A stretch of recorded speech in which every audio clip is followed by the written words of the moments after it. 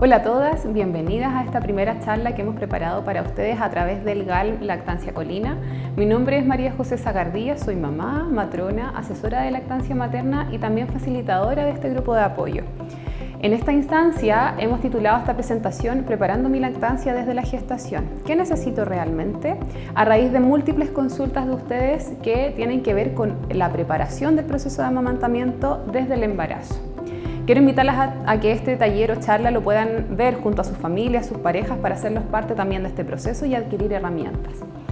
Entonces, vamos a comenzar.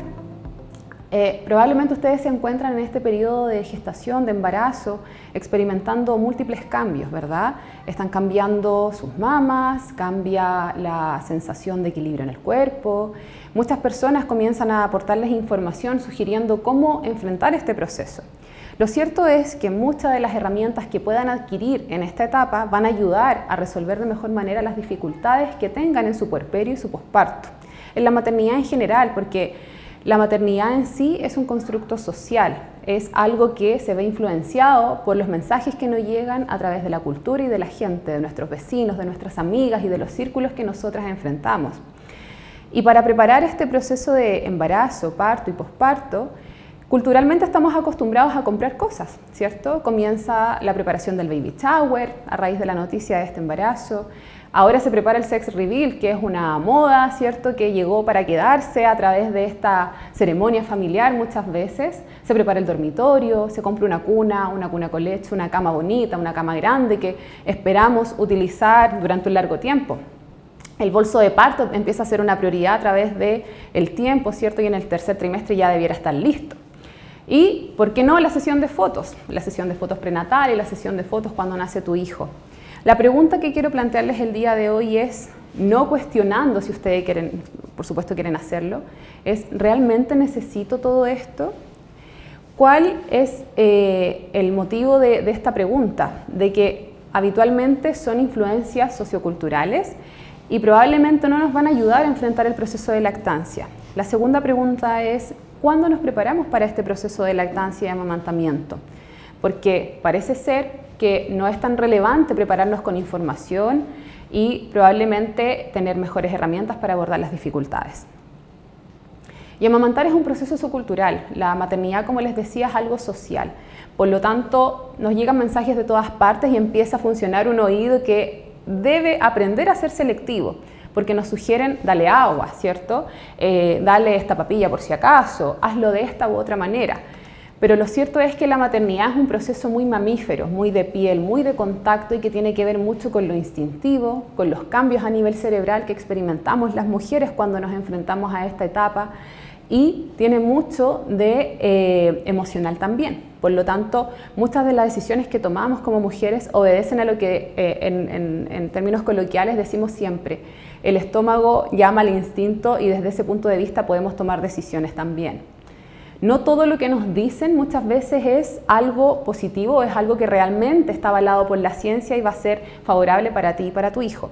Y es aquí cuando comenzamos a hablar de los mitos en torno a la lactancia. Y estos mitos han sido ya identificados y la ciencia ha derribado muchos de ellos y ya ha tenido investigaciones al respecto y que el día de hoy se las traemos justamente para que ustedes sepan a lo que se enfrentan y para que cuando les toque escuchar estos comentarios y probablemente tomar decisiones sean mamás empoderadas, mamás informadas y puedan tomar una decisión, en el fondo una decisión correcta. Y el mito 1 dice lo siguiente: tu leche está aguada y no alimenta, ¿cierto? Probablemente hasta ya se lo han dicho, comienza a preparar para que tengas mejor leche, comienza a prepararte, come esto, come lo otro, pero lo cierto es que esto se aleja mucho de la realidad, ¿ya? La leche por ningún motivo es aguada y no va a alimentar a tu bebé. La leche materna es un tejido y un fluido vivo que va cambiando a lo largo del tiempo. De hecho, es considerado un tejido, ¿ya? Porque tiene células, bacterias, agentes inmunológicos que ayudan, por supuesto, a crear este sistema de defensa en tu hijo. Responde a las necesidades también específicamente de tu hijo, porque una leche de un gemelo 1, por ejemplo, al gemelo 2 nunca son iguales.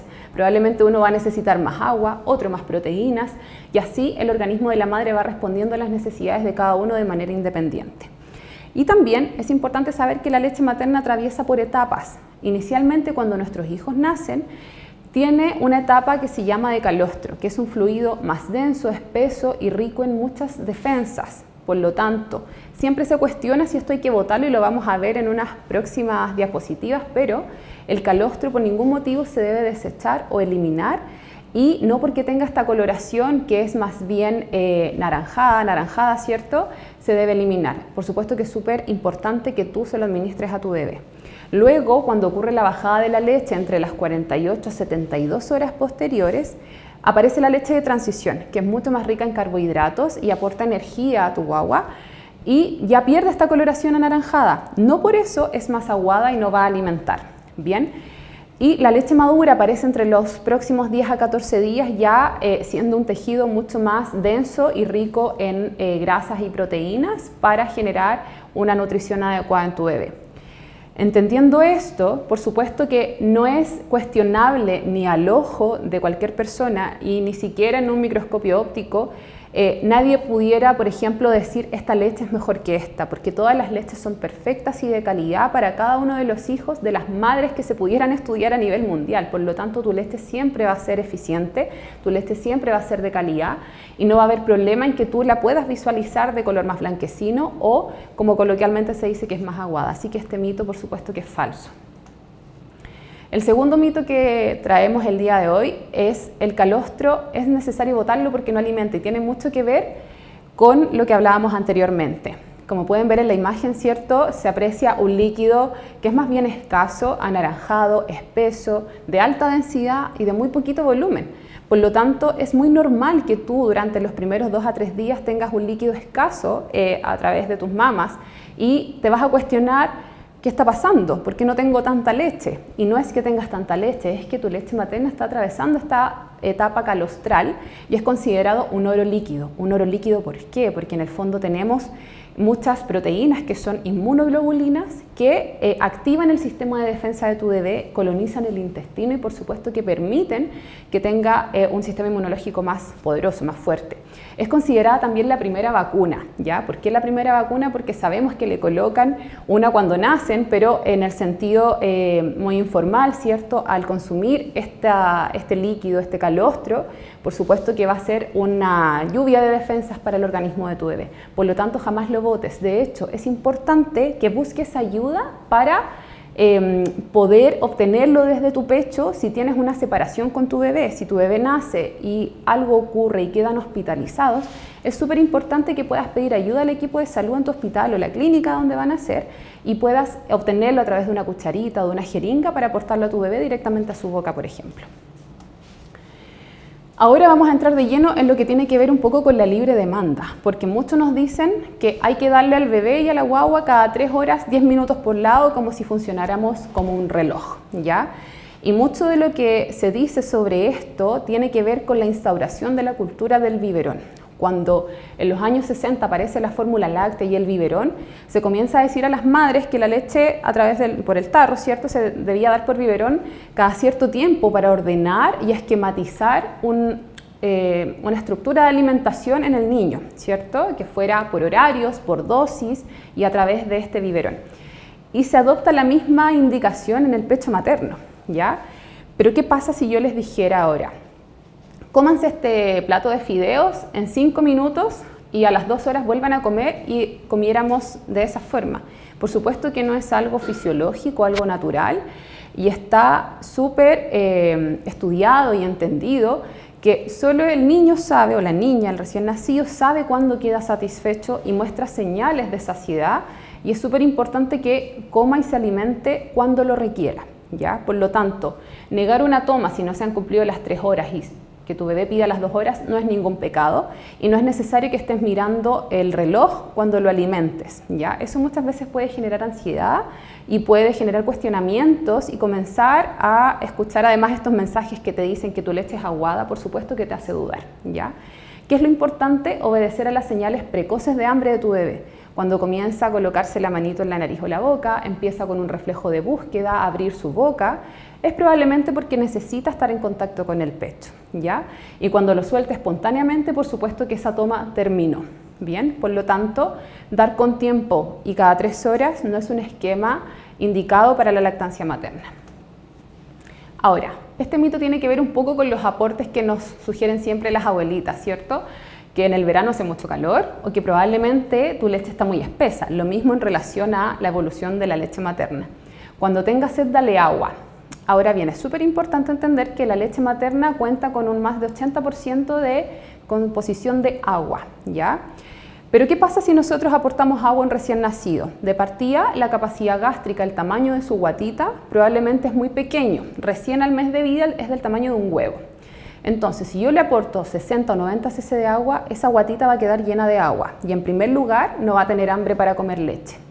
¿Cuál es el riesgo? No se va a alimentar, puede tener una baja de azúcar y puede que genere episodios de desnutrición, ¿cierto? O cuadros donde las curvas nutricionales van a empezar a demostrar que no se está alimentando bien. Y si es mucho el volumen por la inmadurez a nivel renal y del procesamiento de fluidos en su organismo, podemos sobresaturar su capacidad renal y generar incluso convulsiones. Hay recién nacidos que han muerto por aporte de líquidos que no corresponden antes de los 6 meses. Recién a los 6 meses tu bebé puede consumir líquidos. Antes nada más que lácteo. En el caso de la lactancia materna exclusiva a través del pecho, ¿cierto? Con leche materna, y se está suplementando con la fórmula correctamente preparada, porque muchas veces también los padres por querer aportarle más agua diluyen más la fórmula o para que se alimente más le colocan más leche, pero eso tampoco es algo que se debiera hacer, por lo tanto este mito también es falso. Y este mito, el de sostener en brazos, tiene mucho que ver con lo que hablábamos al inicio de esta maternidad y lactancia mamífera, ¿cierto? Porque la maternidad es un proceso que es muy de piel, muy de contacto, y así también la lactancia, porque es parte de este proceso. Favorece el apego porque sin duda que la cría mamífera, tu bebé, va a ser capaz de olfatearte y de trepar al pecho materno y acoplarse de manera natural cuando ha tenido un proceso de parto y posparto en su gran medida respetuoso, ¿cierto? Y no hemos interferido, por ejemplo, colocándole un chupete, ¿ya? No quiero decir que las madres que aportan fórmula no tengan apego, por ningún motivo, ¿ya? Lo que quiero decir es que en los casos donde existe una lactancia exclusiva, por supuesto que esto se va a favorecer, pero una madre que a lo mejor no pudo amamantar o amamanta parcialmente puede tener un increíble y favorable apego de igual manera, ¿bien? Potencia el desarrollo neurológico porque está estudiado que los niños amamantados tienen un coeficiente intelectual más alto, tienen también más herramientas a nivel social porque han sido seres humanos que fueron contenidos en sus etapas precoces de desarrollo y por lo tanto son seres más sociales y empáticos. ¿Ya? Eso también está estudiado por la ciencia. Y son seres humanos más seguros porque finalmente se vinculan de mejor manera, ¿no? Entonces, este mito de sostener en brazos, acompañar a través de los brazos y amamantar, definitivamente es falso porque tu hijo no se va a poner mamón, no lo vas a malenseñar, no vas a fundir a tu hijo por ningún motivo si tú ofreces contacto. Lo que más necesitan los recién nacidos cuando nacen es contacto, porque además su cerebro es muy inmaduro. Cuando nacen, termina de madurar su cerebro recién a los 9 meses posparto. Y mucha de ese desarrollo neuronal ocurre en los brazos de la madre o el padre porque se sienten seguros y a los 9 meses ya se completa lo que se llama exterogestación. Por lo tanto, aportar contacto piel a piel es algo súper positivo para tu hijo y para la vinculación con sus padres también. El mito 6 dice, para producir más leche debes tomar más leche. Por supuesto que no, ¿ya? Y muchos nos dicen de la malta con huevo, de tomar más leche, tomar más agua, ¿cierto? La abuelita empieza, tómate este litro de agua, o nos traen el bidón lleno de agua, pero lo cierto es que en sí la lactancia materna y el proceso de dar pecho, o incluso extraerte solo leche y aportarla en otro recipiente, genera un gasto calórico en ti como mujer y además genera utilizamos más agua corporal, por lo tanto nos da mucha sed, ¿ya? Las madres que hemos amamantado hemos experimentado esta sensación de sed de que casi nos vamos a tomar un bidón completo de 5 litros porque tenemos sed. Eso es algo a lo que tenemos que responder y por supuesto que tienes que hidratarte según la necesidad que tu organismo te indique.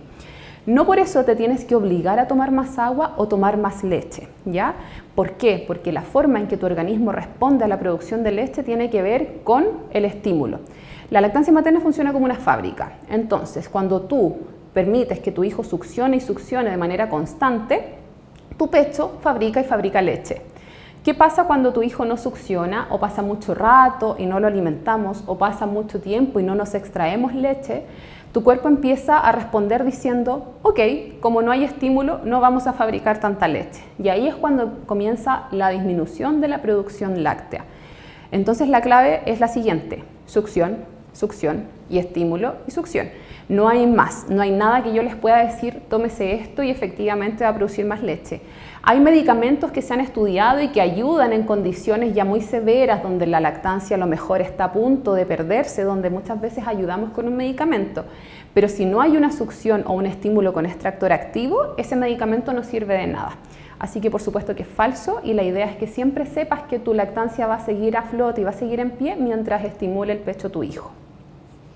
Y acá es súper importante detenernos un poco, porque muchas de ustedes probablemente están gestando y tienen hijos mayores, e incluso muchas a lo mejor están amamantando. Y llegaron al ingreso de control prenatal y a lo mejor el ginecólogo, el médico o la matrona les comentó que tenían que dejar de amamantar absolutamente, porque eso generaba riesgo de aborto y de parto prematuro, y que era incluso a lo mejor un riesgo, ¿ya? Lo cierto es que ahora esto tiene nombre y se llama lactancia materna en tándem, ¿ya? Amamantar mientras estás embarazada no es un pecado y lo puedes hacer siempre y cuando tú no sientas molestias, tú te sientas segura y no tengas alguna condición de riesgo de parto prematuro. Entonces el mito dice lo siguiente, que no puedes amamantar mientras estás embarazada, y es un no rotundo, ¿ya? ¿Pero por qué? Porque se dice que genera contracciones, por el riesgo de aborto, por el parto prematuro. En realidad el mito es todo en sí, nos dicen las tres cosas, ¿ya? Y se sabe que con la lactancia materna, en el cerebro de la madre, al estimular el bebé, se genera una descarga de oxitocina, que es una hormona que genera contracción en el útero y que la glándula mamaria se comprima para eliminar la leche y ayudar en la producción. Pero ¿qué pasa? En rigor, esta oxitocina que se secreta no va a generar contracciones de alta intensidad. Pueden ser de alta frecuencia, pero no intensas como para gatillar un parto prematuro o contracciones que puedan generar un potencial aborto. Distinto es cuando una mujer está realmente hospitalizada con una amenaza de parto prematuro, estás con medicamentos para frenar estas contracciones y tú estás amamantando, probablemente ahí esa lactancia va a tener que descansar un tiempo. Pero si no lo es, puedes continuar amamantando a tu hijo mayor y que goce de los mismos beneficios que los que va a tener tu hijo menor. Entonces, por ningún motivo necesitas dejar de amamantar. Es una decisión muy personal y puedes hacerlo, pero tampoco se genera esta competencia que nos dice este mito de que finalmente va a ser insuficiente la leche materna y va a haber una competencia entre tus hijos y casi que se van a llevar mal. No, por ningún motivo. Como hablábamos antes, lo único que genera la producción y la mantención de la producción de leche es la succión. Entonces, ¿qué pasa si tengo a dos bebés amamantando? Por supuesto que va a ser mayor el estímulo y voy a producir la cantidad suficiente para amamantar a ambos. Es un proceso quizás un poco más agotador. Por eso que siempre es importante considerar tu plan de lactancia en lo que tú quieres, ¿ya? Nadie te puede decir tú tienes que continuar amamantando o tienes que destetar, porque es una decisión muy personal y que obedece a tu dinámica familiar y las expectativas que tú tienes sobre tu proceso de maternidad. Entonces, no hay competencias, no se genera una enemistad entre tus hijos y por supuesto que va a ser suficiente. Y lo mismo pasa con los hijos que son gemelos o mellizos. Por supuesto que siempre es posible amamantar a ambos. Y sí se puede, porque entonces esta succión mayor produce un mayor estímulo en la glándula y aumenta la producción de leche materna, favorece la vinculación entre hermanos y madre y previene los episodios de congestión mamaria, porque hay un constante vaciamiento. Por lo tanto, al haber dos estímulos es muy raro que aparezca esta congestión que genera riesgo de mastitis, ¿cierto? Y permite, por supuesto, que el hermano mayor disfrute de los mismos beneficios que su hermano menor. ¿Y qué pasa si estás embarazada y estás amamantando a un hijo mayor, ¿cierto? Que todavía está en proceso de amamantamiento y te está costando porque tu vientre comenzó a crecer, ¿cierto? Ya no puedes tener las mismas posturas, te da susto que tu bebé patee tu guatita. Entonces hay que buscar estrategias, siempre y cuando tú quieras continuar con este proceso. La idea es favorecer posiciones cómodas, que sean cómodas para ambos. No te obligues a hacer una posición caballito si te molesta la guatita, acuéstate, ¿cierto? Y cuando nazca tu hijo menor, puede favorecer que el inicio de las tomas comiencen por él, para que obtenga una mayor cantidad de calostro, ¿cierto?, durante los primeros días y privilegiar el aumento de peso de tu hijo menor. Y en caso de alguna enfermedad no es necesario generar distancia. Ya sabemos que incluso con contagios de COVID-19 puedes continuar amamantando, por lo tanto, solo si es algo muy severo, alguna infección como un herpes pez, por supuesto, hay que esperar la indicación profesional para destetar. De lo contrario, siempre puedes incluso extraerte tu leche para continuar produciendo en cantidades óptimas tu leche materna. Entonces la pregunta es, ¿cómo me preparo? Porque hablamos de todos estos mitos, ¿cierto? Nos van a llegar muchos mensajes y tú cómo tomas la decisión y qué hago ahora, ¿cierto? ¿Qué hago ahora? Lo principal es que te empoderes con información, que en el fondo tú tengas claro lo que quieres hacer, ¿ya? Entonces ahí te invito a revisar páginas de asesoras certificadas, a consultar y pedir información en tu control prenatal, a escribirnos a través del WhatsApp de Lactancia Colina para poder ayudarte en las dudas que tengas y tener la información que requieres. Y por supuesto que es importante hacer redes. ¿Redes por qué? Porque la maternidad se vive con otras mujeres y en la medida que contengo a otras mujeres también voy aprendiendo. Preparar el pezón es algo contraproducente. Es como si yo les dijera, mañana tenemos una charla y ustedes tienen que preparar sus orejas para escuchar, ¿ya? El pecho materno viene listo, coloquialmente hablando, de fábrica, ¿ya? Cierto es que por anatomía existen mucha multiplicidad y variedad de pechos y de anatomía, ¿ya? Pero esta indicación de succionar el pezón, colocarte una jeringa, comenzar a hacer masajes muchas veces genera más daño. Puede producir dolor, heridas, lesiones, y esto no va a mejorar el resultado. Por lo tanto, de que alguien te sugiera algún artilugio que compres por internet porque te va a asegurar una lactancia exitosa, eso es una mentira, ¿ya? Y acá hay unos inventos, como pueden ver en la imagen, ¿cierto? Que con una jeringa se coloca un elemento que se compra por internet, el famoso Niplet. No les vamos a sugerir eso porque no les vamos a asegurar tampoco que funcione y por supuesto que puede ser un riesgo potencial. Así que no es necesario que preparen sus pezones, por supuesto que no, ni la mama, ni compren ninguno de esos productos.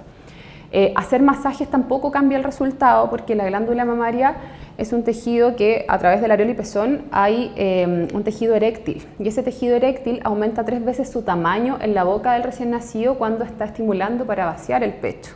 Entonces probablemente si yo estimulo va a responder ese tejido eréctil, pero no significa que haya crecido, ¿ya? Significa que solo está funcionando a través de esta contracción y que la piel se estira y crece solo para vaciar.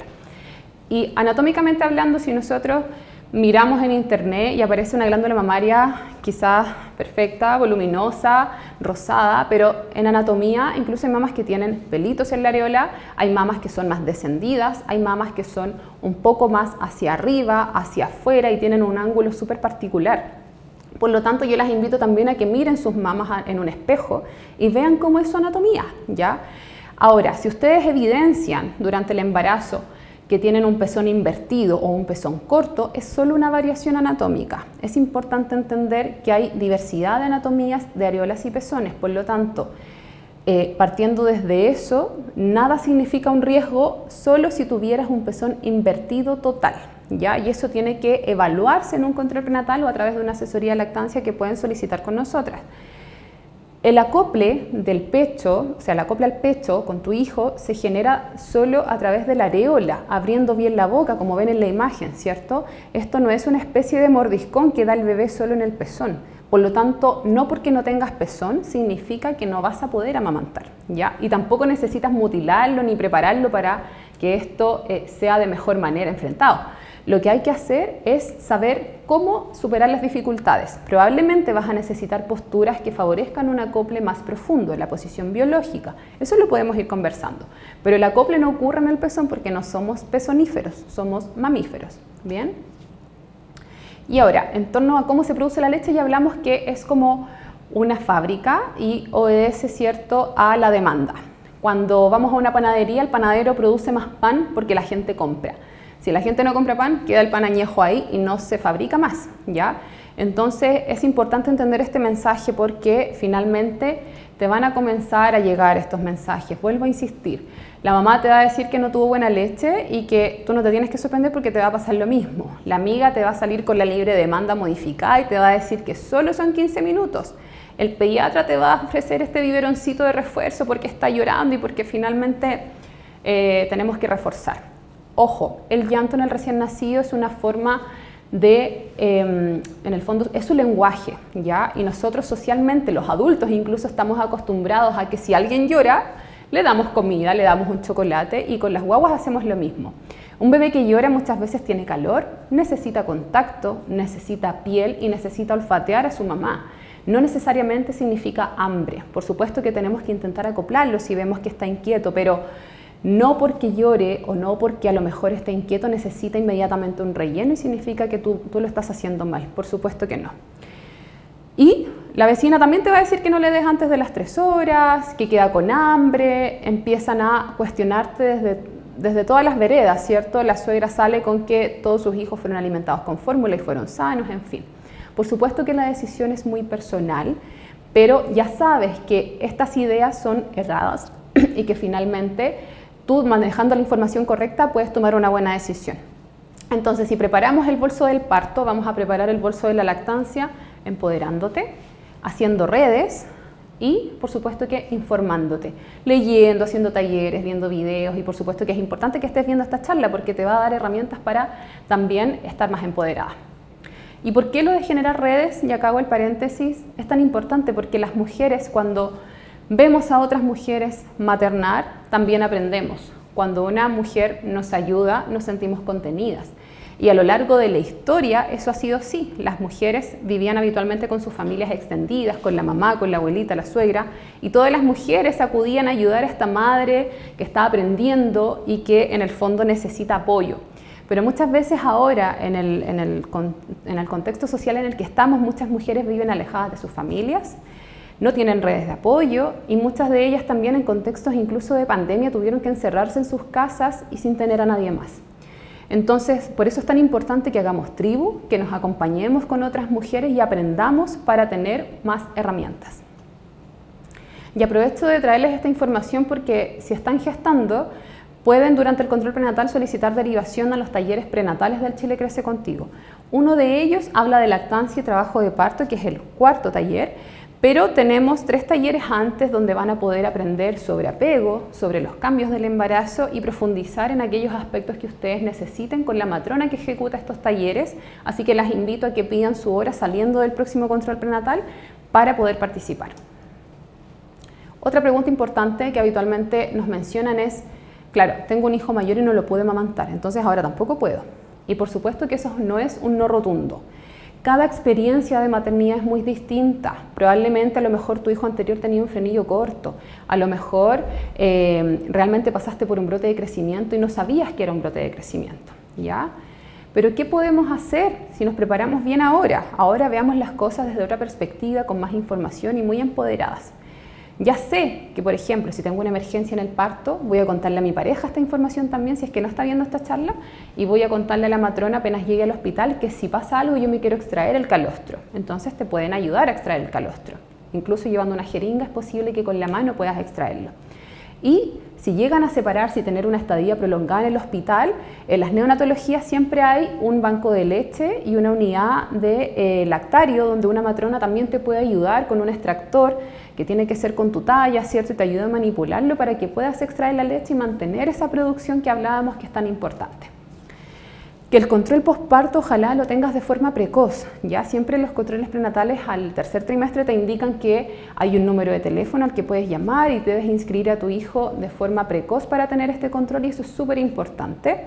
El porteo también es un aspecto facilitador y sabemos que el Chile Crece a través de la JUAR te entrega este fular tan bonito y tan importante y Chile es el único país del mundo que entrega este elemento. Por lo tanto, es súper importante que lo retires y retires este regalo que el Chile Crece te entrega cuando salgas de alta desde el hospital, porque también facilita el contacto piel a piel, ¿cierto? Y el hacer tribu, el conocer a otras mujeres, compartir experiencias, participar de nuestro grupo de apoyo a la lactancia materna o de cualquier GALM que a ti te acomode y te haga sentido la pertenencia a este espacio, es súper importante para tu proceso de maternidad también.